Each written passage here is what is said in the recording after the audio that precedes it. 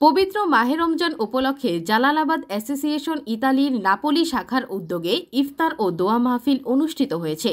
30শে March শনিবার স্থানীয় এক রেস্টুরেন্টে এই অনুষ্ঠানের আয়োজন করা হয়। জালালাবাদ অ্যাসোসিয়েশন নাপোলি শাখার প্রধান আহ্বায়ক আবদুল্লাহ আল মনসুর মোহাম্মদ ওয়েসের সভাপতিত্বে আয়োজিত অনুষ্ঠানে উপস্থিত ছিলেন যুগ্ম আহ্বায়ক মাসুদ আহমদ, সাবেক সভাপতি জনাব শরফউদ্দিন, সাধারণ সম্পাদক সৈয়দ আব্দুল খালিক, সিনিয়র সহসভাপতি আব্দুস শুকুর আবদুল্লাহ, সহসভাপতি মুমিনুল্লাহ মামুন, বুলবুল আহমদ, মিলু মিয়া, উপদেষ্টা সানু মিয়া, যুগ্ম সম্পাদক জাফর আহমদ, মুজিবুর রহমান, ইমরান হোসেন লিটন সহ বিগত পরিষদের সকল সদস্যবৃন্দ। এছাড়াও ব্যবসায়ী আব্দুল লিয়াকত, শাহাবুদ্দিন, সুফিয়ান আহমেদ, কবির আহমদ, আবুল বাশার রাজু, রিচার্ড বাড়ি সহ বিভিন্ন ব্যবসায়ীকে সামাজিক সংগঠনের নেতাকর্মীরা।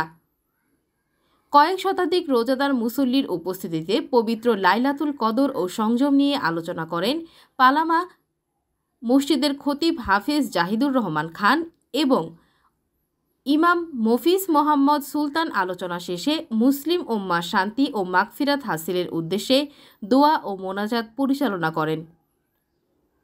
Desk report, AV24 TV, Rome, Italy.